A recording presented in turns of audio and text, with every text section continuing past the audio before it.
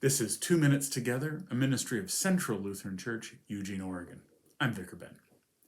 This week in our gospel reading, Jesus says to his disciples, "You are my friends."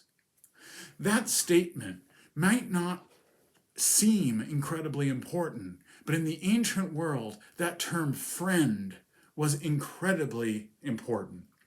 To be friends was to be in relationship. Today, when we use the word friend, we usually exclude those people closest to us, our families, our spouses, our children. We don't think of them as friends. But in the ancient world, that's who your friends really are, those people who are the closest to you. And in fact, the word friend there is actually a word for love. When Jesus says, "You are my friends," what he's really saying is, you are beloved.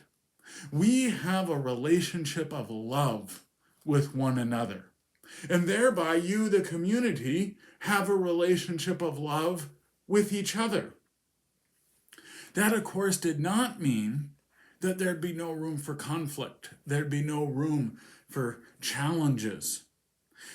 The disciples following Jesus will continually misunderstand who Jesus is and what he's about.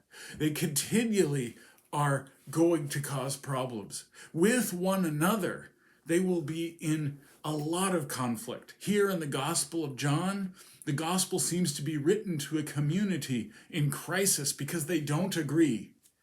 But in the midst of that, you are still beloved. You are still in relationship.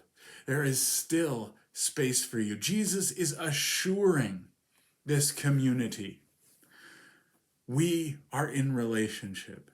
We are Christ to one another when we love.